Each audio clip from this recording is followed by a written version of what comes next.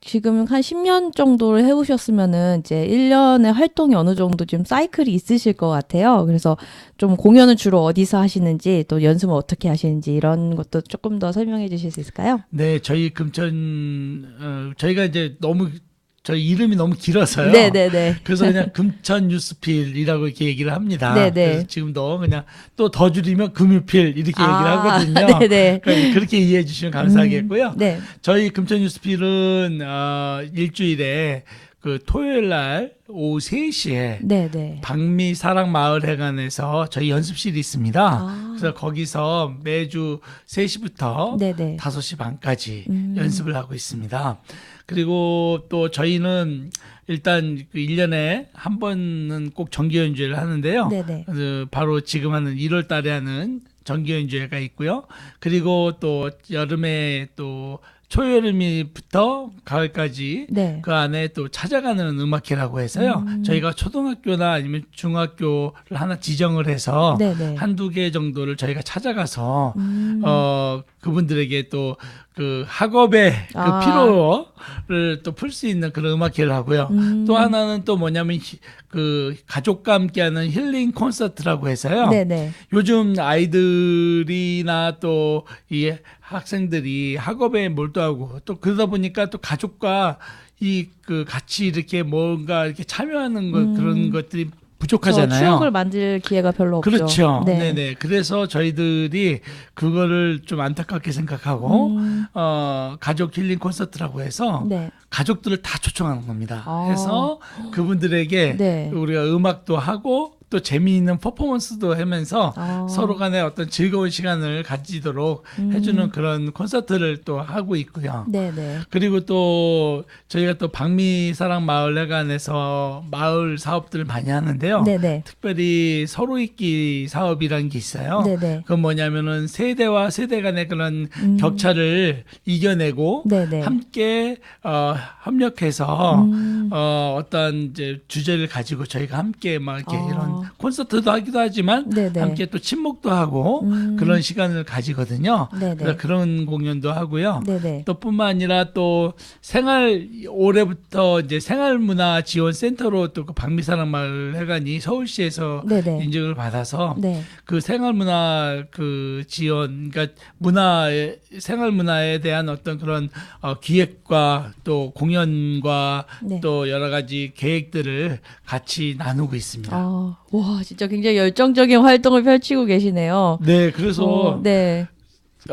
좀 우스운 얘기로 네네. 처음에 이제 이렇게 막 활동할 때는 네. 우리 이제 저희 청소년 아이들이 네. 신나게 합니다. 네네네. 근데 이게 1년 한 번 하면은. 네, 네. 거의 이거는 무슨 프로 오케스트라단 같이 뭐 한 달에 막 두세 번씩 공연을 하고 막 이러니까 너무 굴리시는 거 아닌가요?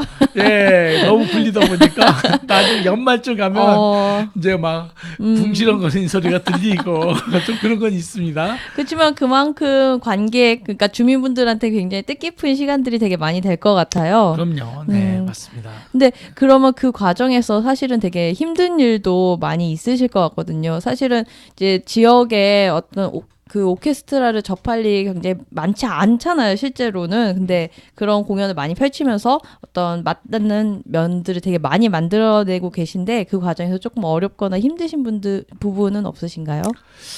예, 처음에는 보통 이런 질문을 받으면 네네. 아마 어느 오케스트라나 아마 첫 번째로 재정 얘기를 할 거예요. 그렇죠. 네. 근데 저도 이렇게 하다 보니까 네. 물론 사실 재정이 뭐 여유 있는 그런 단체는 아마 없을 거예요.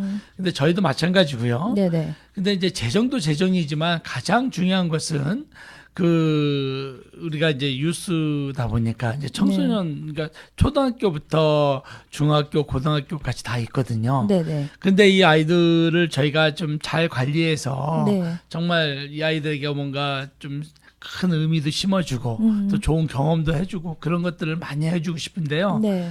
뭐가 좀 안타깝지만 이 어떤 저희 아이들에게 좀 더 넓은 세상을 좀 보여주고 싶은 마음이 가득한데 네.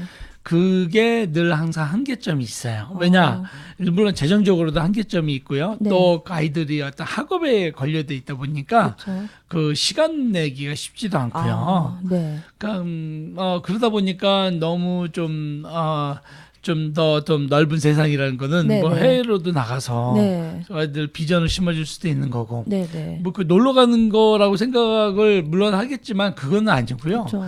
그 어떤 이제 컨셉을 잡아서 가는 거기 때문에 정말 충분히 아이들에게 비전에 네. 대한 걸 심어줄 수 있는데요. 어떤 그런 관심과 또 부모 여유, 시간적인 여유, 네. 또 물질적인 그런 게 좀 부족해서 그런 걸 하지 못하는 게 좀 안타깝습니다. 네. 그걸 전업으로 이제 그 악기를 이제 전공으로 완전히 하려는 친구들도 사실은 근데 되게 쉽지 않은 부분들이 있겠네요. 참, 저희가 10년 하면서 네네. 지금까지 한 20여 명의 전공자들이 나왔었어요. 네네. 그래서 그 전공하는 친구들이 네. 또 다시 우리 오케스트라로 와서 네네. 또 선생님이 되고 지금 또 어떤 그런 이제 순환이 조금씩 이제 움직이는 게 보이고요. 네네. 또 그 아이들이 벌써 이제 성장이 돼서 네네. 또 우리 그 이제 오케스트라단에 대해서 관심을 가지고 또 후원도 하려고 생각은 하고 있고 네네. 아직 현실적으로 아직 학생들이니까 여유가 없기 때문에 네. 그런 비전을 품는 아이들도 있고요. 또 저희가 이렇게 처음에는 정말 제가 보람 느끼는 게 뭐냐면 네네. 처음에는 정말 그 초급이라 네네. 잘 못하고 네네. 그랬는데 아이가 성장하면서 막 나중에 막 어려운 그 고난이도의 테크닉을 막 하고 네네네. 또 그 아이가 나중에는 전공을 하겠다고 하고 네. 그래서 그런 걸 봤을 때 참 이게 10년의 시간이 네네. 결코 헛되진 않았구나 그런 생각을 하게 되었습니다. 되게 어려운 환경 속에서도 사실은 뭐 재정적이든 그런 부분에서 있는 그런 부분이 있어도 되게 그 20명이면은 진짜 굉장히 많은 인원인데 되게 뭔가 역경 속에서 핀 꽃 같은 느낌이 드네요. 그래서 네. 그러면은 근데 그 친구들 얘기도 있고 또 다른 또 즐겁거나 또 기억에 남는 그런 일들이 있으신가요? 뭐 즐거운 일들은 많죠. 네네. 네, 뭐냐면은 뭐 저희들 아이들이 사실 그러니까 시간 내기 굉장히 어렵잖아요. 네네. 정말 학원의 그 학원 수업료가 보통 한 달에 한 3-40만 원씩 적어도 그렇게 네네. 내고 다 학원들을 다니는 애들인데 네네. 그 아이들이 그 엄마가 네. 그 학원을 제끼게끔 하고 저희에게 보내서 같이 네. 연주를 하게끔 어머님들이 그렇게 협조를 해주세요. 그러면 손해거든요. 그 어머님들한테는 그렇죠. 학원 시간이 그렇죠. 네네. 학원비도 손해고 네. 또 뿐만 아니라 여기엔 또 회비도 있거든요. 소정의 회비가 있어요. 저희가 네네.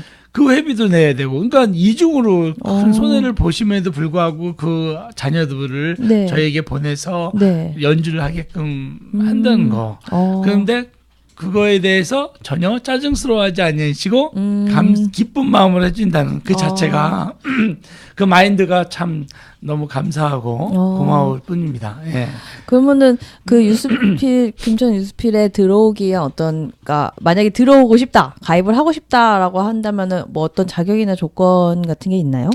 물론 뭐 당연히 네네. 이제 뭐 나이가 막 30대, 40대는 어렵죠. 네네네. 네, 우리는 유스필이니까. 네네. 네. 하지만 초등학생부터 네네. 대학생까지 뭐 얼마든지 네. 자격은 되는데요. 네네. 단 악기, 네네. 클래식 악기 하나 정도는 뭐 근데 뭐 능숙하게는 아니고요. 네네. 저희는 뭐 거의 뭐 초급에서 살짝 지나간 뭐 소위 네네. 뭐 바이올린 배우는 아이들이 스즈키라는 그걸 스즈키요? 스즈키라는 걸 시작하거든요. 네네네. 예를 들면 피아노 치는 분들이 네네. 우리 바이엘 상하 뭐 이렇게 해서 하잖아요. 네네네. 그렇듯이 스즈키라는 걸 하는데요. 네. 거의 뭐 바이엘 뭐 학원 정도 하면 바이엘 학원이요? 체르니도 아니고 바이엘 정도면. 네네네. 그러면 이제 그 아이들에게 네네. 저희가 편곡을 해서요. 네. 좀 스트레스 가능하면 안 받고 할 수 있게끔 해서 그 아이들을 이렇게 저희가 키웁니다. 그런 시스템이 되어 있어요. 저희는.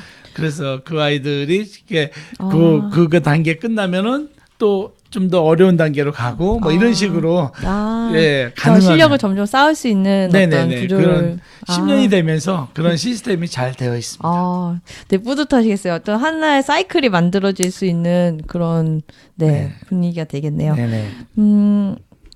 그러면은 혹시 이제 금천구에도 사실 많은 오케스트라가 생긴 걸로 알고 있는데 이제 서울교육특구로 몇몇 초등학교에서는 이제 1인 1학기 교육도 진행될 정도로 이제 음악 수업이 굉장히 많이 늘어났어요.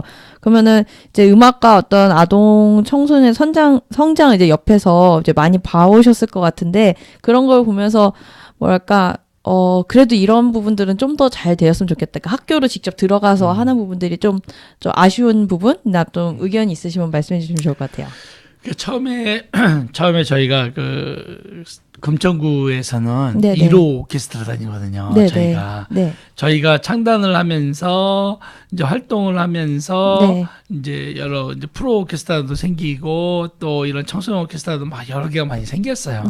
솔직히 그거를 처음에는 라이벌 단체로 생각을 했었습니다. 왜냐하면 뭐 이 지역에 악기를 하는 애들이 그렇게 많지도 않고 그 당시에 또 그 아이들이 또 이렇게 흩어져 버리면은 저희에게 오는 아이들 그만큼 줄어들 거 아니에요. 그렇게 되면 저희도 운영하는데 굉장히 어려움이 많을 테고요. 그래서 그렇게 속 좁은 생각을 했었는데 나중에 보니까 어찌됐든 뭐 이렇게 자기 수준에 맞게끔 이렇게 아이들이 가더라고요. 가서 또 저희는 또 저희 수준에 맞는 아이들이 또 오고 그래서 참 감사하게도 뭐 우리가 뭐 넉넉한 인원은 아니지만 그래도 늘 그 기본적인 어떤 연주할 수 있는 인원 채워져서 또 운영할 수 있는 인원이 채워져서 지금까지 왔었습니다. 그런데 이제 그 저희들이 제가 바라는 거는 뭐냐면은 그렇게 막 생기는 건 뭐 전 나쁘다는 생각은 안 해요. 근데 단지 이제 이 어떤 다들 어떤 지원을 다 바라거든요. 저희도 마찬가지고. 근데 그런 것들이 원활하게 되지는 않아요. 그게 좀 안타깝죠. 그러다 보니까 다들 어렵게 이제 운영을 하고 있습니다. 그러면은 운영을 위한 최소 인원은 몇 명 정도 되나요? 저희 같은 단체 같은 경우는 뭐 한 40명 이상은 돼야만. 현재는 그러면 구성이나 그런. 저희가 그 선생님이 한 9분 정도 계시거든요. 굉장히 많은 거예요. 그리고 이제 9분이고 그러다 보니까 저희 선생님들이 또 전공자들이기 때문에 저희가 당연히 또 달달이 또 사례도 드려야 되는 상황이고 그래서요. 그러다 보니까 그 경제적인 부담이 크죠. 그런데 뭐 어쨌든 그래도 지금까지 그래도 구청에서도 좀 많이 도와주시고 여러 가지 또 이곳저곳 단체에서 이곳에서 또 도와주셔서 지금까지 잘 견디고 있습니다. 되게 결국은 잘 운영되려면은 사실 시민들의 관심이라든가 또 오케스트라를 많이 즐기려고 하는 사람들의 어떤 의지 이런 또 많이 찾는 그런 것도 되게 중요할 것 같아요. 그래서 근데 이제 보통 이제 오케스트라 음악을 여러 가지 음악도 하시지만 이제 클래식을 주로 한다고 생각하는데 클래식이 사실 사람들과 많이 가까이 있는 음악들은 아니잖아요. 그래서 혹시 이런 클래식 대중화에 대해서 그 어려운 부분들 사실 해소하기 위해서라도 그 부분이랑 좀 연결이 된다고 생각이 들거든요. 그래서 이 부분에 대해서 좀 생각하시고 계신 게 있나요? 이 부분에 대해서는 제가요 참 많은 고민과 지금도 늘 고민하고 하고 또 생각을 많이 하는 부분이거든요. 지금 보면 우리 국내 이제 클래식 하시는 분들이요. 예전에 비해서 많이 어려움을 겪고 있어요. 왜냐하면은 일단 클래식은 마니어층이 두텁지가 않거든요, 사실. 그러니까 그분들만의 세상이에요. 그러니까 즉 자녀들 게 있는 그렇죠. 그러니까 자녀들도 그냥 교육적인 차원에서 보게끔 하는 거지. 그걸 뭐 애들이 막 좋아서 보고 사실 그거 아니거든요.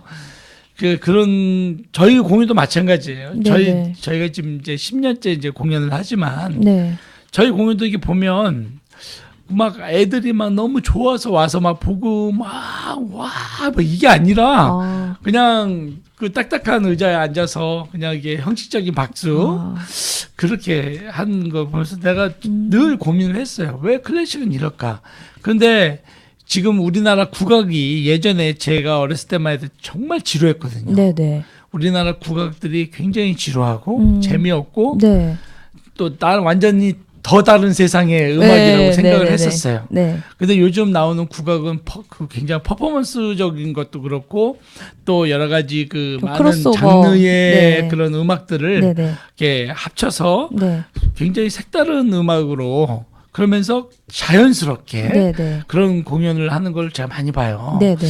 보면서 저도 되게 충격을 많이 먹고 그랬는데 네. 우리 클래식도 이제는 우리가 뭐 뒷짐지고 좋아하는 사람들만 와라. 이게 이런 세상이 아닌 것 같아요.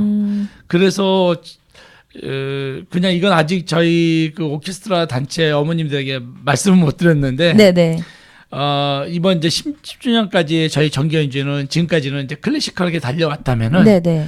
이제 앞으로는 좀 대중적인 네네. 그런 단체가 되도록 저희는 이제 청소년 오케스트라다 보니까 네네. 뭐 인기나 뭐 이런 거에 대해서 사실은 대중들의 관심이나 이런 거에 여념을 두지는 않았어요. 네네. 그냥 오히려 그냥 이 단원들의 가족들에 대해서도 네네. 저희가 신경을 썼지 뭐 대중들이 막 좋아서 찾고 이거에 대해서 사실은 아마 저희뿐만 아니라 대부분 다 그럴 거예요. 네네. 그런데 이번에 저희가 아무튼 10주년까지는 뭐 이렇게 클래시컬하게 달려왔다면은 네네. 이제 앞으로는 좀 뭔가 좀 다른 색다른 그런 퍼포먼스도 있고 또 대중들에게 친근하게 다가갈 수 있는 그런 어떤 무대적인 네네. 그런 여러 가지 퍼포먼스들을 좀 생각을 깊이 해서요. 예, 좀 재미있게 네. 또 그러면서 즐겁고 또 뭔가 끝나면 뭔가 또 보고 싶은 그런 공연을 지금 연구 중에 있습니다. 아. 예. 근데 이제 클래식 같은 경우는 사실은 거기서 더 새로운 곡이 나오진 않잖아요. 어떤 그 클래식만의 어떤 본질이 있는 거고. 그렇죠. 예.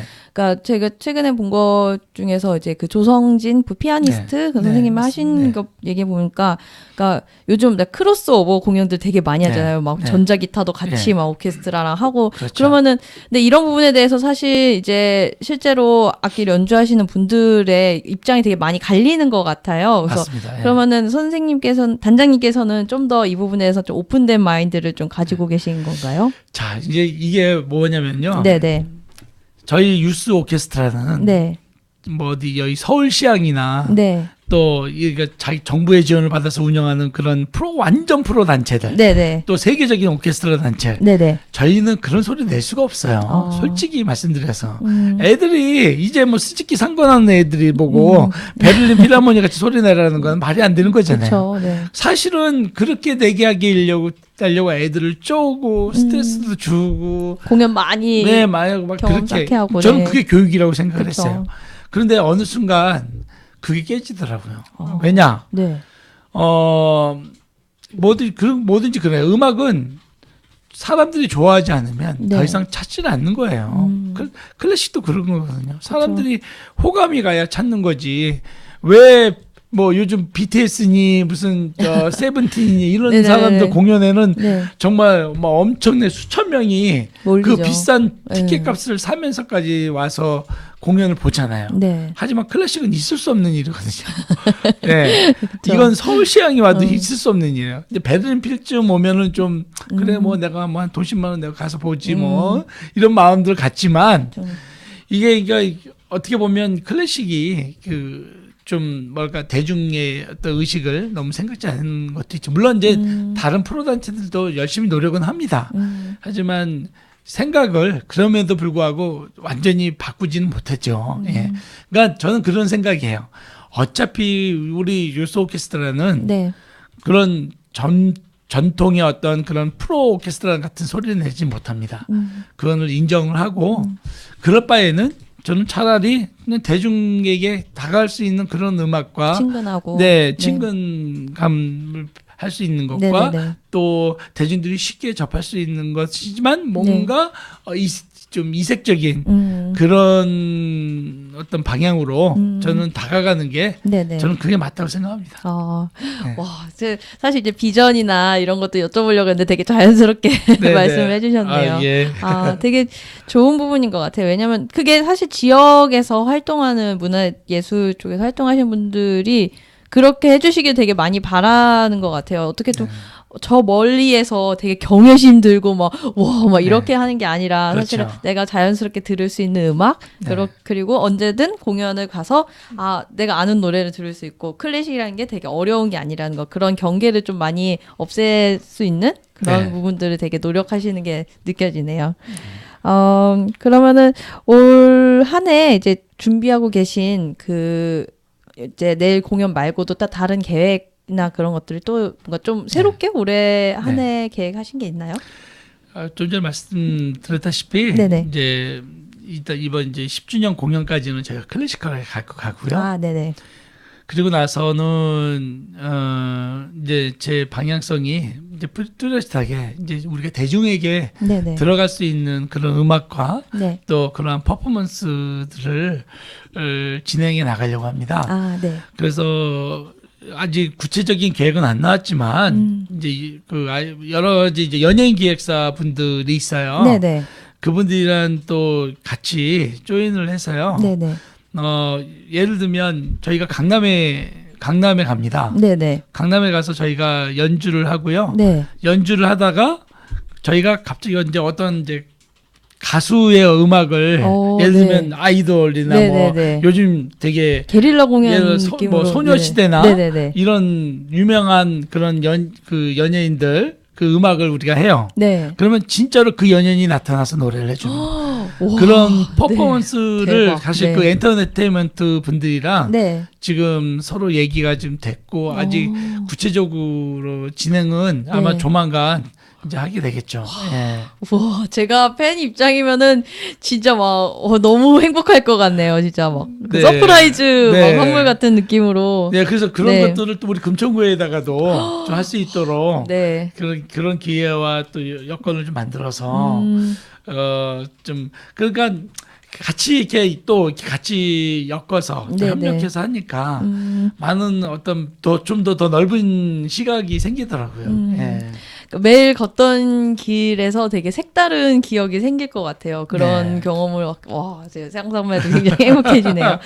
이건 조금 다른 질문인데 지휘자님들의 어떤 성향들이 다 있잖아요. 엄청 카리스마 있게 쫙 하시는 분도 있고 뭔가 좀 다정하게 이렇게 하시는 분인데 서윤택 단장님은 어떤 스타일이신가요? 저는 딱 단 한마디로 얘기하면 카리스마가 없는 지휘자예요.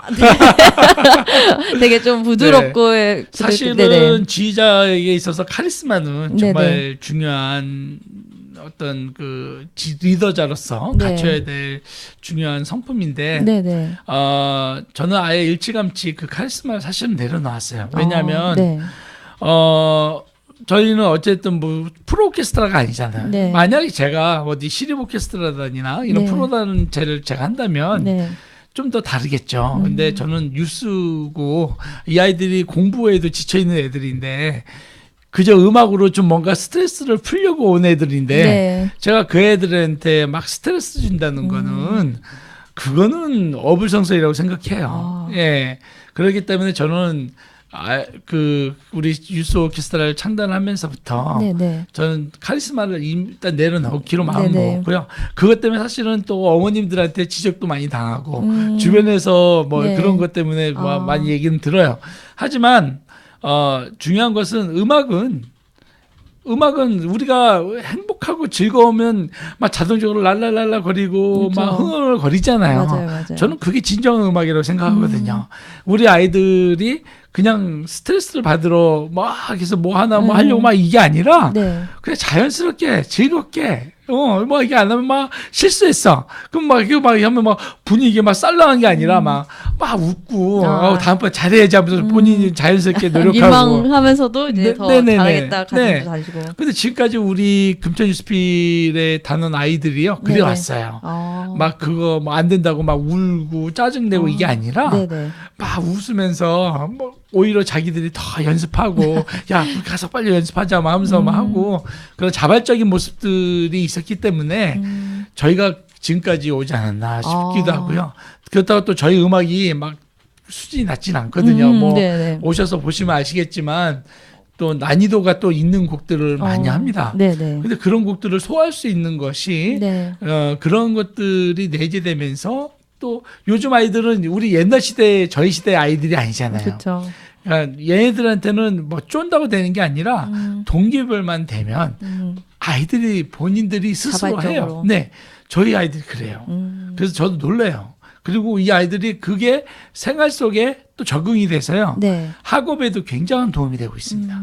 그래서 저희 금천 뉴스피 아이들은 네. 학업 성적도 상위권 아이들이 굉장히 많고요. 네.